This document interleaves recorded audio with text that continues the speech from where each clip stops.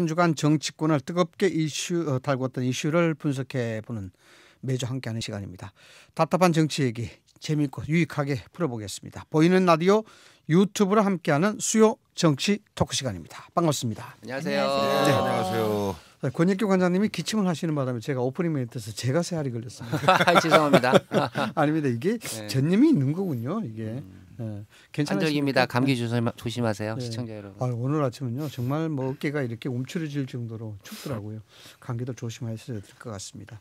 오늘 또 변함없이 재밌는 얘기, 이 딱딱하고 골치 아픈 정치 얘기를 재밌게 풀어주실 거라고 저는 기대를 합니다. 세 분 소개를 해드리겠습니다. 오늘은 이제 가을이 거의 뭐 만초 아니겠습니까? 조금 있으면 이제 겨울 초입으로 들어가는데 뭐 거의 겨울 초입이죠. 그래서 가을이면 생각나는 것들로 준비를 해봤습니다.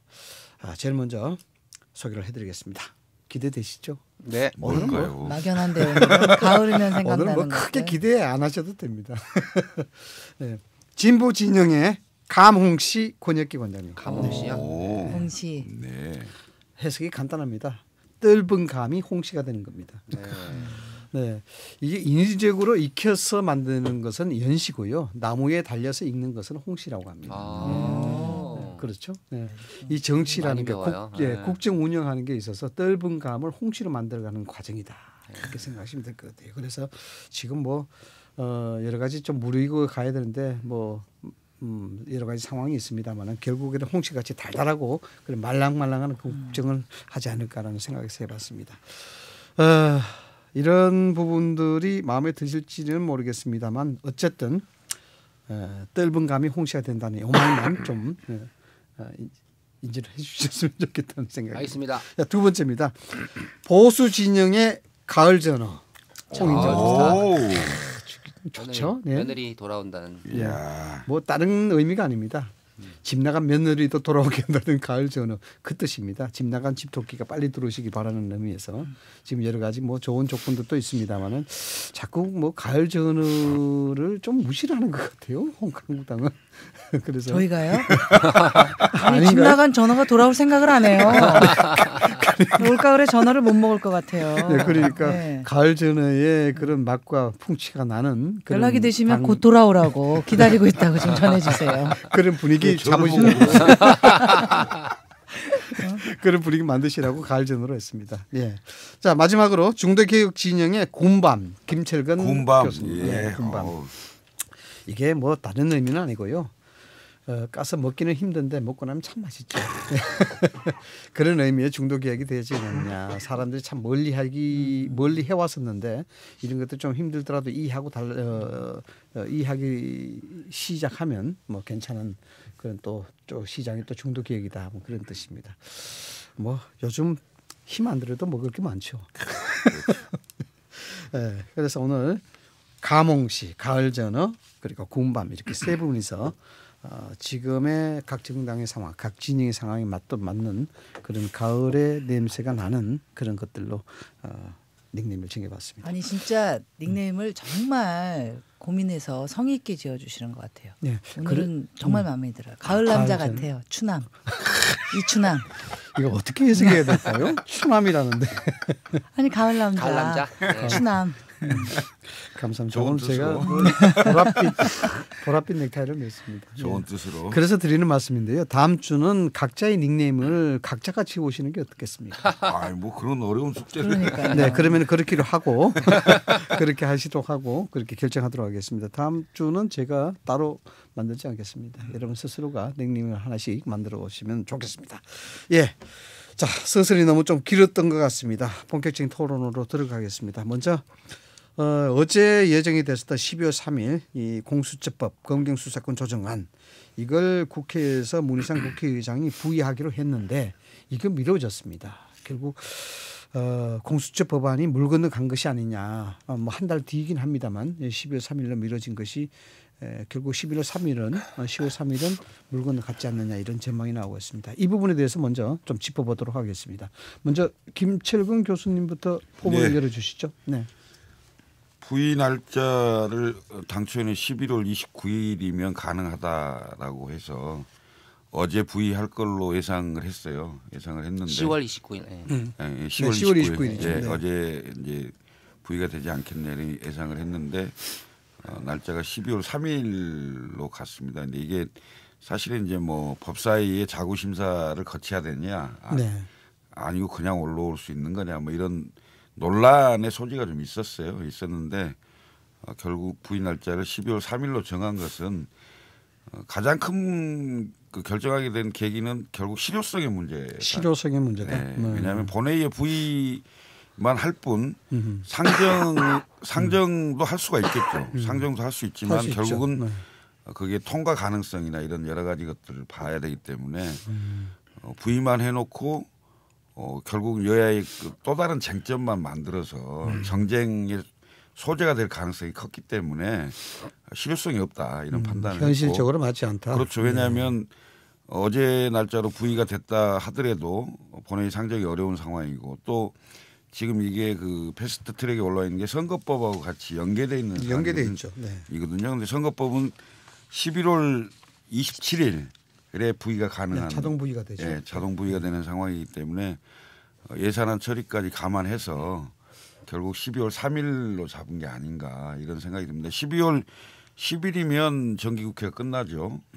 그리고 예산이 12월 2일 날 이제 본회의 자동 부의가 되는 상황이기 때문에 예산안 끝나고 핵심 쟁점인 패스트트랙 법안에 대한 처리를 시도하는 상황이 될 걸로 보이는데요. 결국은 이제 선거법에 지금 여야 사당은 선거법을 먼저 처리하고 그다음에 이제 공수처나 검경수사권 조정법을 처리하자는 거고요. 그게 당초 여야 원내대표들 간의 합의 사항입니다. 그런데 네.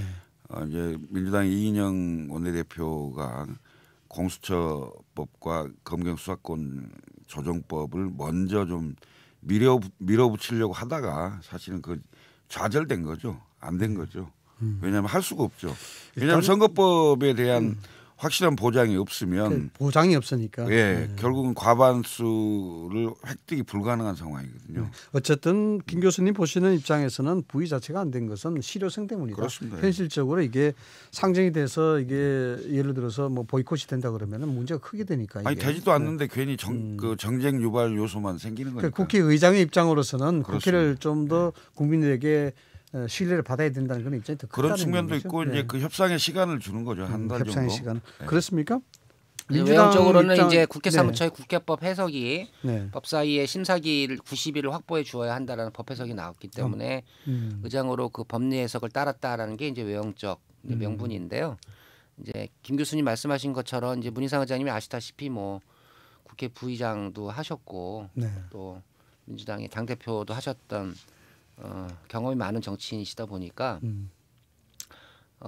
해석을 이제 어저께 부의할 수 있는 걸로 내려서 네. 부의 또는 상정 작업이 진행이 되면 이제 야당이 한국당의 강력한 반발이 그렇겠죠. 이제 발생하게 되고 그 영향은 이제 선거법뿐만 아니라 이제 예산안 처리에도 정치적으로 크게 이제 미칠 수 있다라는 우려 이런 것이 이제 종합적으로 일단 판단을 내린 것 같아요. 그래서 결과적으로는 이제 민주당이 잡았던 그 검찰개혁 법안 처리 그렇죠. 먼저 해야 된다. 후 선거법 처리 전략은 이제 수정이 이제 불가피해졌습니다. 네. 의장이 부의를 12월 3일 날 하겠다고 이미 발표를 해버렸기 때문에 이인영 대표도 어제 뭐 국민에 대한 요구를 좀 무시한다는 그런 측면에 뭐 이제 일부 유감 표명을 했으나 일단 뭐 수용할 수밖에 없는 현실이고요. 근데 그렇게 되면 이제 11월 27일 날 선거법을 처리할 수 있게 되고 일정상으로는 12월 3일 날 검찰개혁 법안을 처리할 수 있게 되는데 이것도 11월 27일과 12월 3일을 각각 나누어서 처리할 수는 없을 것 같아요. 제 개인적 그렇죠. 생각에는. 일괄 처리가 가능하겠죠. 한국당과 합의가 돼서 재수정안이 나오고 여야가 만장일치로 통과된다면 모를까 한국당이 지금과 같은 기조를 유지해서 끝내 반대 기조로 간다면 민주당과 여야 4당의 입장에서 보면 11월 27일 한번 큰 배틀을 치르고 5일 뒤에 또 그 검찰개혁법안 갖고 본회의에서 큰 또 배틀이 또 불가피하게 발생하게 되는데 그렇게 하기에는 현실적으로 어려울 것 같고요. 만약에 한국당이 끝내 반대를 한다면 12월 3일 날 이 두 법안을 묶어서 일괄 처리할 가능성이 높아집니다. 물론 그게 본회의에서 통과된다는 것은 아직은 뭐 여부는 모르죠. 모르는, 알 수가 없는 모르는 얘기니까. 겁니다. 네. 각 당 의원님들의 판단 그리고 한국당과의 그 협상이 어떻게 진정되느냐에 따라서 또 이제 뭐 극적인 타결이 나올 수도 있는데 저는 저번 주에도 말씀드린 것처럼 검찰개혁 법안과 선거법 법안이 현재 패스트트랙에 올라가 있는 원안대로 꼭 통과되지 않아도 된다고 생각을 합니다. 수정을 하고 합의를 네. 해야 된다. 네. 뭐 민주당 입장에서 보면 많이 양보한 아니라 할지라도 한국당이 그 재수정안을 낸다면 저는 이번에는 양쪽 법안 다 개혁 법안으로 개문발차의 성격으로 만장일치로 통과가 된 다음에 점진적으로 사회에 걸맞는 개혁안으로 수정해 나가면 된다 이렇게 보고요. 그래서 중요한 건 이제 문희상 의장님이 한 달간의 협상 기간을 벌어준 셈이 됐기 때문에 각 당의 원내대표들 간에 원활한 협상이 이루어지길 바랍니다. 그 한 달이 길다면 길고 또 짧다면 짧은데 민주당으로서는 뭐 전력투구를 해야 될 것 같은데 가능성은 좀 어떻게 보십니까? 이제 중요한 것은 이 법안이 한국당을 제외한 민주당과 남은 야당과의 공조로 본회의장에서 그냥 통과가 될 가능성이 높은가에 대한 한국당의 전략적 판단이 제일 중요한 것 같아요. 한국당이 어떻게 판단하느냐? 때 이 법이 통과될 가능성이 높다고 본다면 아까 제가 말씀드린 것처럼 저 법이 그냥 원안 통과되는 것보단 한국당의 의견이 가미가 돼서 나름 정치적 명분과 법적 실리를 얻겠다라는 자세 변환이 온다면 저는 재수정안을 내시고 저는 그 민주당과 다른 야당이 재수정안을 수용할 가능성이 높다고 봅니다. 민주당이. 네. 그러나 한국당의 판단이 본회의에서 통과될 가능성이 낮게 보시면 끝까지 반대하실 것 같고 그럴 경우는 이제 뚜껑을 열어봐야 합니다. 글쎄요, 이게 참 무산되기는 좀 힘들지 않을까라는 생각도 드는데 어떻습니까, 홍 박사님? 저희 한국당에서는 지금 공수처법 폐기를 원칙으로 그다음에 그것을 가지고 투쟁을 하겠다라고 이미 선언을 했습니다. 그래서 이거는 한 달간의 합의 기간을 토론 기간을 갖기는 하겠으나 한국당의 입장은 명확하다. 그리고 문희상 의장님께서 한 달 이상 이제 충분히 논의를 하라고 하셨지만 문희상 의장이 정권의 대리인이 아니고 우리 국민과 국회의 대표임을 분명히 인지하고 계시기 때문에 그 한 달 동안 충분히 국민 여론을 수렴을 하실 거라고 봅니다. 그리고 국민에게 죄송한 건 이제 이 한 달 동안 토론보단 국회에서 토론하는 모습보다는 또다시 투쟁하는 모습을 보실 텐데 그런 것들이 국민이 민생이 지금 급한 시점에 공수처법 가지고 또 투쟁하고 그다음에 국민은 관심이 없는 선거법에 관해서 의원수 지금 늘리자는 의견도 내고 있잖아요. 그리고 그것에 대해서 민주당의 스탠스가 어떻게 되는지 잘 모르겠어요. 근데 저희 한국당에서는 의원수는 늘릴 수 없다라는 걸 명확히 했기 때문에 이런 것들이 예산안 끝나고 나면 아마 대혼란을 또 국민에게는 또 커다란 정치적인 피로감을 주지 않을까 우려가 큽니다. 의원 정수든 공수처법이든 어쨌든 간에 바른미래당이나 뭐 군소야당의 스탠스가 굉장히 중요할 것 같은데 이 바른미래당은 약간 좀 어정쩡한 모습을 보이는 것 같아서 아닌가요? 어정쩡하지는 않죠. 왜냐하면 아까 홍인진 박사님이 어정쩡하다고 표현하셨길래 이게 뭐 자유한국당하고는 좀 다르니까요. 다르시긴 다른 것 같아요. 당권파와 비당권파가 너무 싸워가지고 우선 제가 보기에는 그 선거법이 결국은 그 핵심 키가 될 것이다. 핵심 키가 왜냐하면 선거법이다. 패스트트랙에 태워지게 된 것 자체가 선거법 개혁 때문에 사실은 공수처법이나 그 검경수사권법이 따라온 거거든요. 그러니까 민주당이 조건을 걸어서 올라온 건데 지금 선거법이 225명의 지역구대 그다음에 비례가 75명 5석으로 늘어난 준연동형으로 돼 있지 않습니까? 그러면 현행 선거법은 253개의 지역구입니다. 그래서 28개의 지역구를 줄여야 되는 상황인데 이게 한 개의 지역구를 줄이려면 2개에서 3개 정도의 지역구 연동이 되는 상황이기 때문에 적게는 60명, 많게는 90명이 영향을 받는 상황이에요. 그래서 현행 패스트트랙에 올라와 있는 법안은 본회의 통과가 거의 불가능하다. 현행은 패스트트랙 선거법이죠. 네, 그렇습니다. 지배적인 의견입니다. 그래서 결국 심상정 대표, 그다음에 뭐 정동영 대표, 그다음에 손학규 대표까지 해서 이분들이 10% 증원, 지역구를 감소하지 않고 지역구를 줄이지 않고 의원 정수를 330명으로 늘려야 된다. 이런 주장이 있는데 결국 이것은 고양이 목에 누가 방울 달기냐 이런 게임으로 가는 거라 결국 민주당이 이걸 적극적으로 추진하지 않으면 과반수 의석을 만들 수가 없어요. 그렇죠. 왜냐하면 민주당이 지금 128석인가요? 네. 128석 맞죠? 네. 네. 예, 128석에서 정의당, 평화당, 대한신당, 그다음에 그 바른미래당의 당권파 이렇게 합치면 거의 149명 정도를 확보할 수 있는데 149명을 확보할 수 있는 그 연결고리는 결국 선거법이거든요. 이걸 하지 않으면 어려운데 결국 국민들은 지금 국회에 대한 그 불신이 굉장히 크고 이 상황에서 30명의 국회의원을 더 늘린다? 이 여론은 아마 조국 사태보다 더 심할 수도 있거든요. 반대 여론이. 과연 이걸 돌파할 수 있겠느냐. 이런 난점이 있어요. 그래서 결국은 제가 보는 선거법과 연계된 공수처법은 여야의 합의를 하지 않는다면 본회의 통과가 사실상 쉽지 않은 이런 형국이라고 그렇죠. 보입니다. 이게 지역구에 대한 조정 또 선거구 획정 자체가 국회의원 한 사람 한 사람의 정치적 생명을 다루는 거기 때문에 이게 쉽지 않을 거라는 생각이 드는데 뭐 어차피 국회의원 정수 확대에 대해서 이야기가 나왔습니다마는 민주당 입장에서는 표면적으로는 뭐 국민의 여론 정서를 이야기하긴 하는데 내심은 좀 정수 확대까지도 생각하고 있는 거죠. 아니 이제 이 의원 정수 확대는 말씀하신 것처럼 이제 국민적 반대가 워낙 심해서 네. 민주당도 일방통행식으로 밀어붙이기에는 어렵다는 건 잘 알고 있죠. 다만 정의당과 연동형 비례대표제 통과를 원하는 제3당의 요구가 네. 1차적이기 때문에 표면적으로 굳이 그것을 강하게 반대하거나 추진하지 않겠다라고 이제 말을 하지 않는 건데요. 저는 의원 정수 증가 문제는 연동형 비례대표제 문제를 좀 떠나서 다른 차원에서 사실은 오래전부터 검토는 됐어야 할 사안이긴 합니다. 왜냐하면 그 헌재 판결 이후부터 수도권을 중심으로 한 대도시의 의원 수는 늘어나고 네. 농어촌을 대표하는 지역의 대표성은 자꾸 감소하는 추세고 이게 더 심화될 수밖에 없거든요. 지방의 인구는 줄고 수도권에 자꾸 몰리는 현상이 있기 때문에. 그런데 이제 의회에 대한 비효율성을 지적하는 국민들이 워낙 높다 보니까 용기 내서 이 얘기를 꺼내질 못하고 있는 이런 형국이었던 것이죠. 이제 그럼에도 불구하고 지금 한국당이 강력하게 반발하고 있는 상황에서 의원 정수 확대안을 통과시킨다는 건 요원해 보입니다. 네.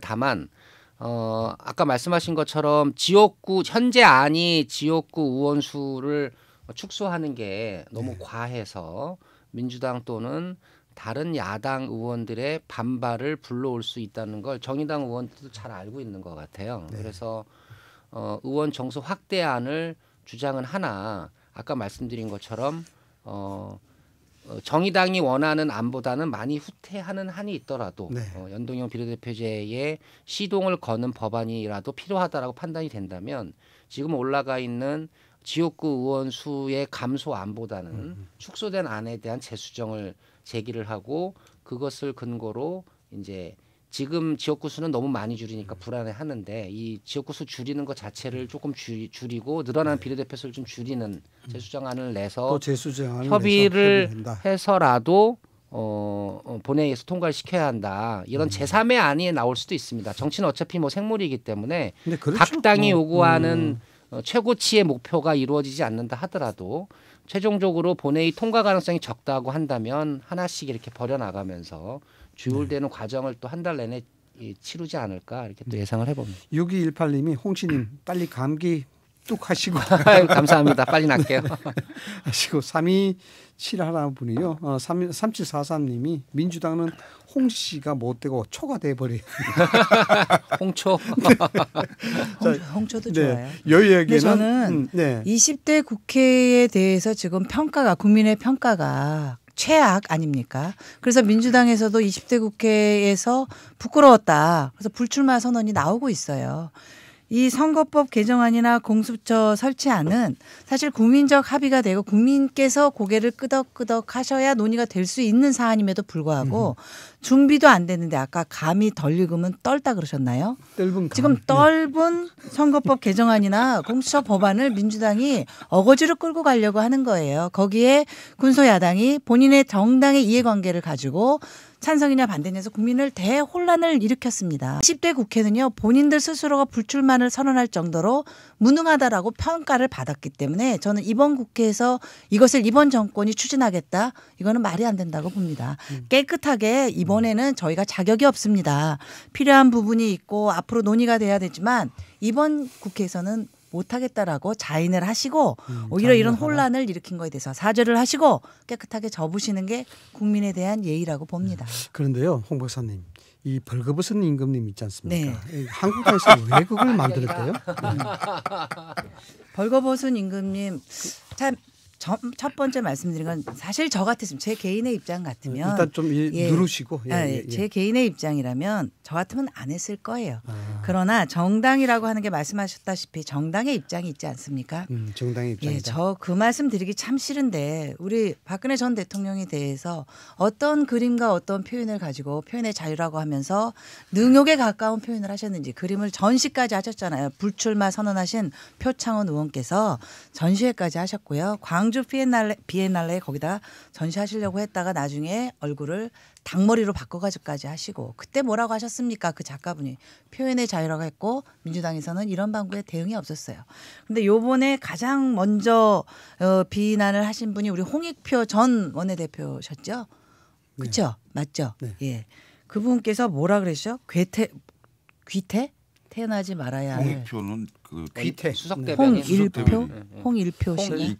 우리 정치권에요. 귀태라고 표현하신 분은 홍익표, 그도 홍익표죠.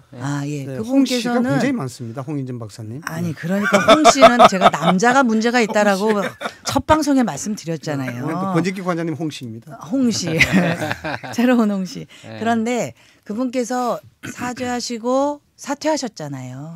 그랬을 때를 생각하면 이번에 이 표현 가지고 저희를 비난하시는 건 물론 개인적인 입장으로는 안 했다라고 안 하겠다라는 말씀을 드리지만 지금의 이 표현 가지고 민주당에서 비난을 하신 건 말이 안 된다.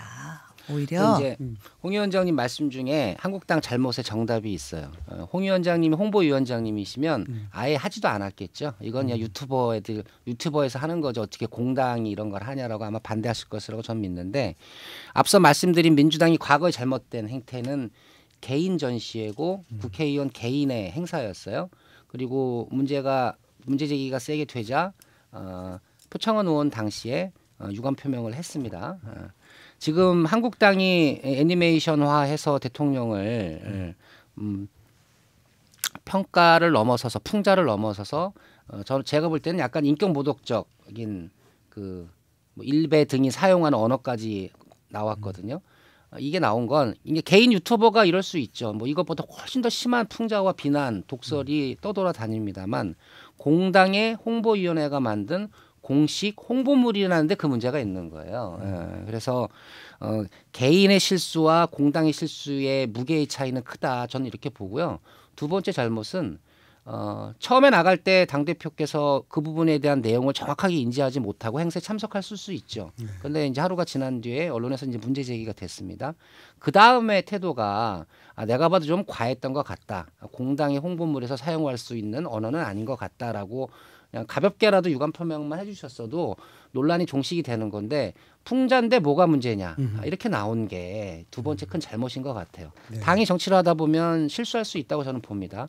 그 실수를 어떻게 처리하느냐를 또 유권자가 재평가하는 거기 때문에 이 부분에 있어서만큼은 한국당이 과했다라는 걸 인정하는 것이 훨씬 더 한국당을 위해서 좋겠다. 한 말씀만 더 드릴게요. 네. 제가 존경하는 우리 대한민국의 3살 아이들까지도 알고 있는 조국 전 장관님께서 이 부분에 대해서 예언을 하셨잖아요. 트위터에 뭐라고 하셨냐면 오세훈 시장 나체로 만들어가지고 사진 올린 무상급식 지지 포스터 그 문제 없는가라고 질문을 받았을 때 본인이 뭐라고 하셨냐면 공인의 경우 비판, 야유, 풍자의 대상이 되므로 이런 포스터는 민형사상의 문제가 생기지 않는다. 각 언론의 만평 만화를 생각해 보면 될 듯.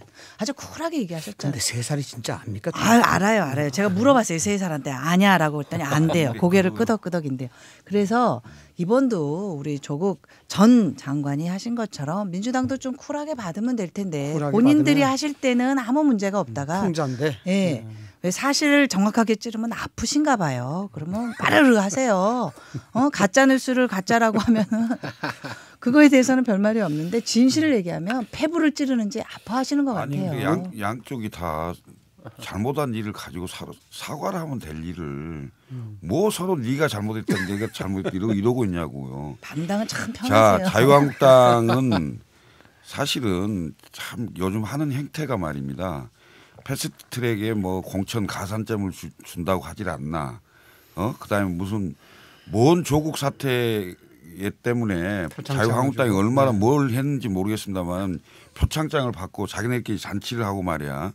거기다가 물론 풍자할 수 있겠죠. 근데 도가 지나치면 안 하니만 못 하잖아요. 과유불급 아니겠습니까?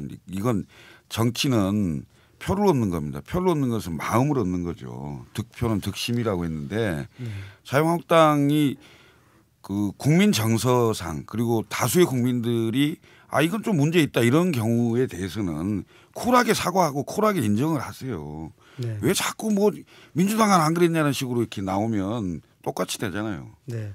문자 주셨는데요. 한 번 집 나간 며느리가 2번 못 나가겠습니까? 그분 누구세요? 연락처 주세요. 제가 전화드려야겠어요.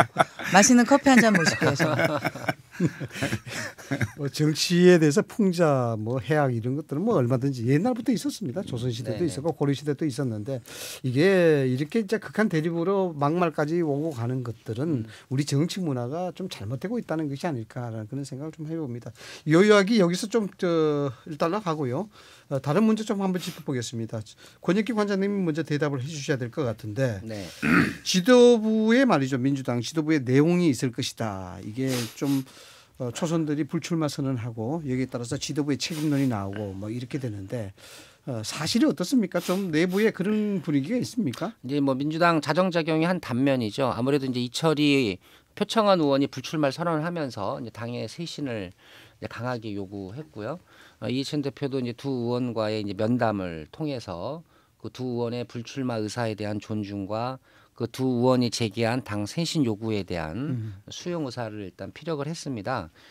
과거 민주당이 참 어려웠던 시절에는 이런 문제가 발생하면 항상 당 대표의 거취 문제로 비화가 되고 거의 다 물러났어요. 아하. 주류 비주류 간에 네. 이전 투구가 번지면서 근데 그 결과는 더 큰 분열과 내용으로 빠졌던 아픈 기억을 민주당이 이제 안고 있기 때문에 민주당 쇄신을 요구하는 의원님들의 다수가 뭐 당 지도부의 사퇴를 요구하는 것까지는 아닌 것 그 같고 정도까지는 아니고 그러나 민심에 부합하는 당의 쇄신 방안은 마련하고 국민들께 보고하는 게 옳다.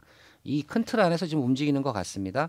오늘 뭐 의원총회에서도 이해찬 대표가 소장파 의원들과의 이제 개별 그룹별 면담을 거치고 나서 오후에 쇄신을 요구하는 의원들의 요구안을 그 담은 당 쇄신 방안을 발표할 예정이라고 하는데 어떤 방안이 나올지는 이제 지켜봐야 될 것 같습니다. 근데 그러나 저 개인적으로 가장 시급한 쇄신 방안은 조국 전 장관 그 낙마 정국에서 저희가 뼈저리게 느꼈던 것은 20대를 중심으로 한 젊은 층의 이제 이반이었거든요. 어떤 취업과 진학에 대한 어떤 불공정성 그리고 20, 30대의 요구를 반영하는 정치가 국회에서 벌어지고 있지 않다는 것에 대한 실망감. 특히 집권 여당으로서 20대의 아픔을 보듬어주는 정책이 정확하게 나오고 있는가 이런 비난이 참 아프게 받아왔던 것 같고요. 그래서 이제 총선이 얼마 안 남았기 때문에 말로만 청년들을 위한 정치로 갈 것이 아니고 실질적으로 20, 30대의 이해와 요구 이익을 대변할 수 있는 젊은 층들의 의회 진출 방안을 좀 과감하게 마련해서 이제 지역구에 내보내서 당선하라고 하는 것은 20, 30대 경력에 비추어 보면 어렵기 때문에 결국은 이제 비례대표에서 어떻게 반영해 줄 거냐. 과거에는 그냥 한두 명 정도 등용하는 거로 생색내용으로 끝났거든요. 그거 갖고는 청년들이 만족을 못 하는 것 같아요. 어쨌든 지금 뭐 조국 사태로 인해서 외부 또 국민들로부터 또 비판도 많이 받고 내부에서는 또 지도부에 대한 책임론까지 나오고 안팎으로 지금 공격을 당하는 그런 모양새인데 홍씨라는 뜻이요. 격투기에서는 많이 두들겨 맞는 것을 홍씨되었다. 아 그래요?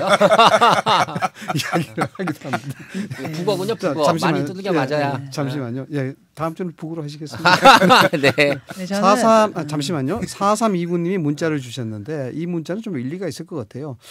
문재인 대통령의 어머님 별세 극락왕성 소식부터 방송해야 되지 않겠습니까? 라고 하셨는데 그런 것 같아요. 오늘 문재인 대통령의 그 모친이 세상을 떠나셨죠. 소천하셨습니다. 일단 뭐 네. 우리가 극락왕성을 좀 빌어야 될 것 같습니다. 네.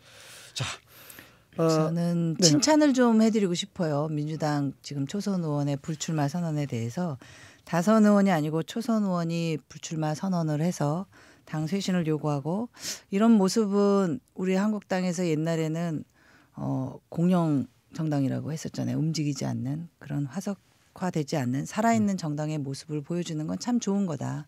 국민에게도 시사하는 바가 있을 것이다. 그래서 저희 당 입장에서도 저는 사실 좀 칭찬을 드리고 싶고요. 두 번째는 그런 말씀을 하셨더라고요. 자리를 비켜줘야 새물이 들어온다.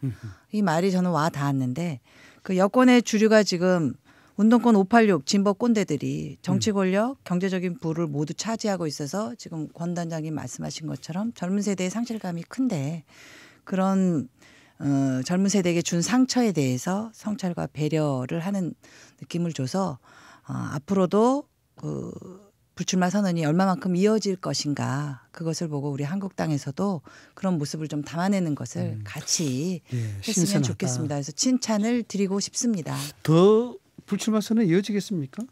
근데 이제 정치인의 불출마 선언은 정치 생명을 중단하는 거기 때문에 이제 본인들의 의사에 철저히 이제 맡겨야 한다고 보고요.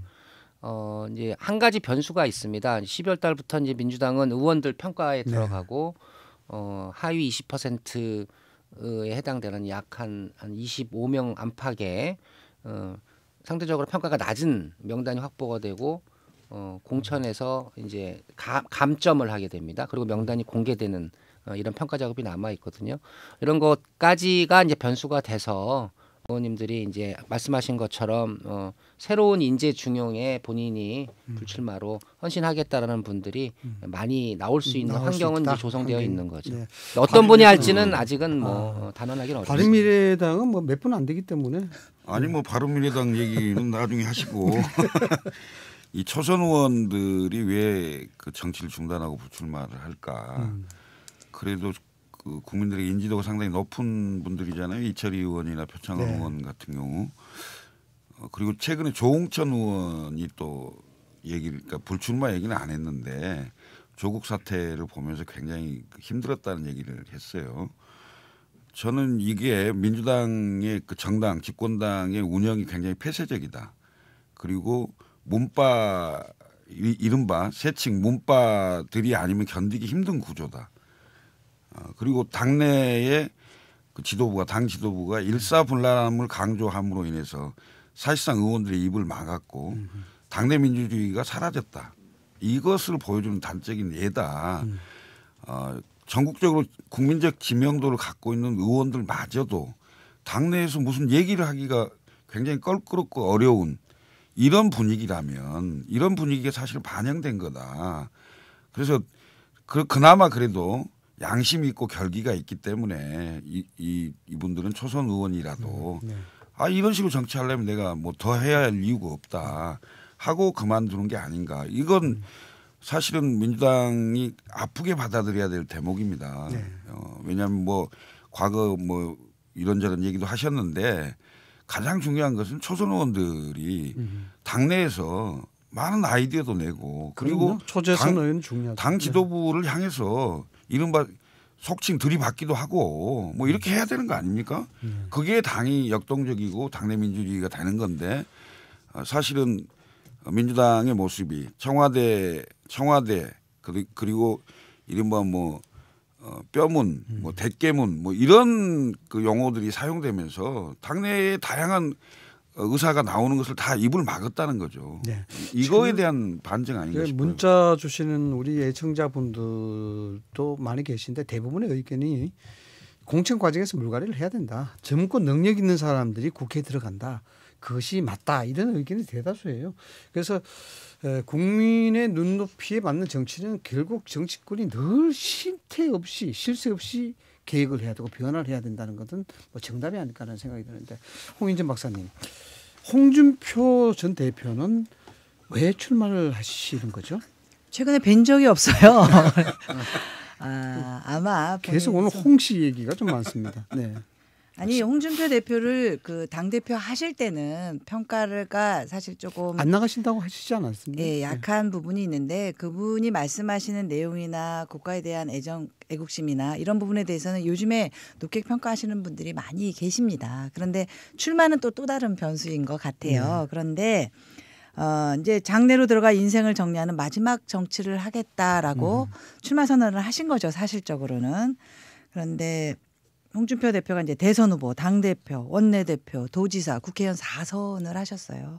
그래서 주요 요직을 두루 갖추셨는데 마지막으로 한 번 더를 외치시는 게 이제 이게 국민에게 와 닿을지 국민이 아마 평가를 하실 것 같고요. 한 가지 바람이 있다면 같은 홍씨니까 제가 집안 입장에서 말씀을 드리면 자, 집안에서요? 정치가 정년이 없기는 하지만 지금은 당을 위해서 또 나라를 위해서 정치 대선배로서 또 원로급 의원으로서 솔선수범하는 모습을 보여주면 더 좋지 않을까라고 집안 어른께 제가 감히 말씀을 드립니다. 자, 죄송한데요. 어차피 하나 하시다 이 소리죠. 무서워요. 홍 박사님 어차피 말씀하신 김에 김무성 전 대표가 방정맞은 몇 놈이 고춧가루 뿌리고 있다. 이게 이제 보수 통합에 고춧가루 뿌린다 이 얘기했는데 이 얘기는 방정맞은 사람이 이 사람이 누구를 뜻하는 건가요? 아마 바른미래당하고 뭐 통합 얘기를 할 때 친박의 의원님들께서 몇 분께서 반대 의원을 명확하게 표현을 하신 것 같아요. 그래서 그렇게 표현하신 것 같은데 저는 김무성 대표님도 불출마 선언을 하셨잖아요. 그러면 원로답게 정치 대선배답게 아까 집 나간 전어라 그러셨나요? 그래서 며느리. 아직까지 네. 그 우리 당원뿐만 아니라 국민들께서 김무성 전 대표에 대해서 마음을 열지 않으셨습니다. 그런 입장에서 독서를 하시거나 우리 자당 국회의원들에 대해서 이렇게 격하게 표현하시는 것은 자제하셔야 마땅하다. 그리고 그분이 자제하셔야 통합에도 효과가 있지. 이렇게 선봉에 쓰셔서 말씀하시는 것은 저는 맞지 않다라고 평가를 합니다. 지금 대체적으로 보면은 이제 한국당 같은 경우에는 이러저러하게 좀 자중질환이 또 생기지 않을까 이런 걱정들이 많이 있었는데 그 반면에는 민주당 쪽에서는 여기에 대한 일종의 트라우마가 있지 않습니까? 일사불란하게 움직여야 되고 단일 대우를 유지해야 된다. 뭐 이런 것들이 한국당 이런 상황이 좀 많이 영향을 주기도 하죠. 아무래도 이제 총선을 치룰 때 각 당의 모양새가 이제 그 질서 있고 단결된 모습으로 국민들이 원하는 공천에 대한 그 개혁과 당 쇄신을 차곡차곡 잘 진행하는 가와 그냥 주류비주류가 나뉘어서 계속 그 꼴불견스러운 멱살잡이를 하는가. 이제 사실은 이 싸움도 굉장히 중요하거든요. 그렇죠. 그래서 각 당 모두 다 그 실패와 성공의 경험이 각 당 모두 다 수십 년간 쌓여 있기 때문에. 네. 얼마만큼 국민 눈높이에 맞는 총선 과정을 진행하느냐 이게 이제 중요할 거라고 봅니다. 근데 김무성 대표님의 전 대표의 일성은 저는 사실은 일리가 있다고 봐요. 왜냐하면 황 대표의 스탠스에서 사실은 문제가 조금 있었습니다. 네. 왜냐하면 황 대표께서 전당대회 이후에 강하게 보수 대통합을 외치시면서 메시지로는 유승민 의원을 넘어서서 한국당에서 탄핵 이후에 탈당해서 돌아오지 않고 있는 중도 우파 성향의 정치인을 다 한데 모을 것처럼 그 정치 행보를 계속 이어갔었죠. 유승민 대표는 한국당의 변화를 먼저 선결 조건을 내걸고 한국당의 통합을 계속 거부해 왔었습니다. 근데 최근에 유승민 대표가 조건부이긴 하지만 먼저 말을 꺼낸 거거든요. 탄핵 부분에 대해서 정리가 잘 된다면 한국당과 통합할 수 있다. 그랬을 경우에는 황교안 대표가 당대표가 되고 꽤 오랜 기간 동안 외쳤던 메시지이기 때문에 그 손을 사실 잡아줬어야 황 대표 정치 로드맵상 맞는데 오히려 유승민 대표가 통합을 할 수 있다라는 메시지를 내니까 발을 빼시는 모양으로 바뀌어 버렸어요. 이제 거기서 국민들이 봤을 때는 황교안 대표도 한국당을 장악하고 있는 친박 중심의 정치인들 그 틀 안에서 벗어나기가 쉽지 않은 모양새구나 이렇게 인식해질 가능성이 높아져서 그거에 대한 이제 김무성 전 대표의 이제 일갈로 보는 거고요. 결단력 있게 행동하라 이거 아니겠습니까? 결국에 저는 뭐 여당 인사입니다만 그냥 객관적인 정치 해설가로 한국당 걱정만 한다면 결국 한국당이 총선에서 승리하기 위해서는 지금의 친박 중심의 정치 이미지를 빨리 탈피를 하고 이런 건 좀 적으세요. 보수 아니 저희는 친박이 없어요. 근데 친박 중심에 하니까 적을 게 없죠. 합리적인 신보수주의를 내걸 수 있는 중도 우파적인 인사들이 대거 총선장에 들어오는 것만이 한국당의 총선에서 국민들에게 내걸 수 있는 기치이거든요. 영입을 많이 하는 것이죠. 그렇죠. 민주당도 그건 마찬가지입니다. 지금 저희가 이제 비판받고 있는 영역을 많이 완화해 줄 수 있는 중도적인 인사들이 많이 들어와. 결국은 총선은 그 싸움이거든요. 근데 지금 유승민 의원의 그 손을 한교안 대표가 살짝 밀어내는 모습을 보여주는 것에 대한 일갈이기 때문에 이것은 한국당이 심도 있게 한번 논의를 해볼 필요가 있는 사안이고 여기서 한 말씀 드리면요. 보수 통합은요. 지금 말씀하신 것처럼 유승민 대표의 손을 잡는 게 보수 통합이 아니고요. 새로운 보수 세력, 젊은 보수가 들어올 수 있게 그 문호를 열고 그분들에 대한 인재 영입에 더 힘을 쓰는 게 어쩌면 새로운 보수 통합이 될 수 있다. 그게 아마 황교안 대표의 스탠스 중에 일부가 아닐까라고 생각을 합니다. 그래서 유승민 대표만이 보수 통합의 무슨 아이콘이냐. 그분이 들어오면 보수가 다 통합이 되느냐. 그것은 너무 민주당식의 해석이 아닌가 싶습니다. 전화를 구우세요. 왜 자꾸 회로 내놓냐고. 구워야 냄새가 날 거 아닙니까? 그래야 집 나가면 며느리도 들어오시고 싶은 마음은 있군요.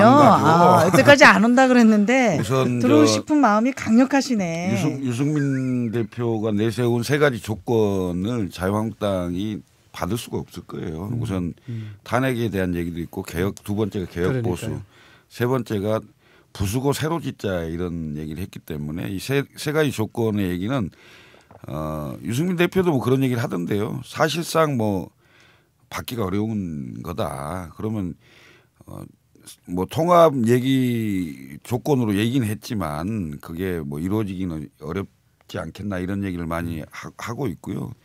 결국은 그 보수를 지지하는 국민들 지지자들에게 그 던지는 메시지라고 보고요. 네. 정치 세력 간의 어떤 뭐 이합 집산이나 이런 게 지금 현재 예를 들면 자유한국당하고 같이 한다? 현재 상태 그대로 그건 차라리 정치를 안 하는 것이 더 낫죠. 왜? 왜냐하면 어찌 보면 이런 거죠. 그러니까 전직 대통령 두 분이 구속이 된 그 정치 세력이에요. 그 세력을 그대로 있으면서 어느 세력을 같이 모은다는데 누가 가겠냐고요.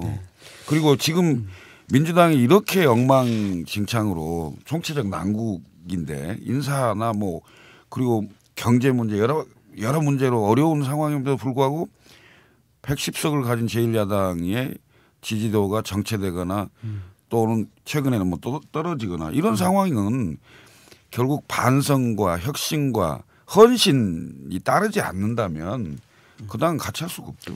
그런데요. 그 김철경 교수님, 바른미래당은 어떻게 되는 겁니까?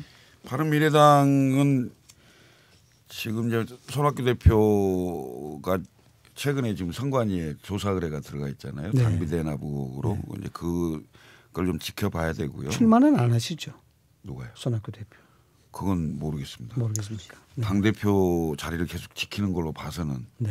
출마도 하지 않을까 이런 생각도 좀 드는데요. 예.